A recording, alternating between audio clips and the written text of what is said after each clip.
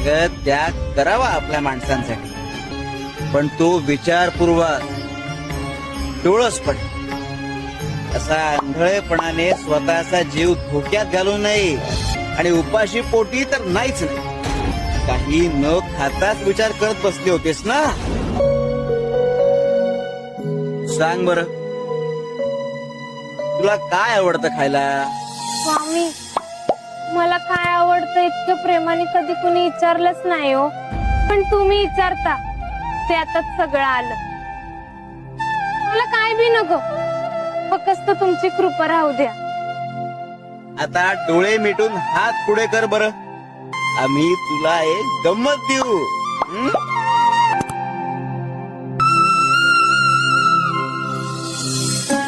पेरू ह्या मोसमात? अरे मौसम वगैरे सगळं तुमच्यासाठी. आम्ही तर एका तर्जनीवर अख्खं निसर्ग चक्र फिरवतो. आणि पुन्हा असं उपाशी राहायचं नाही.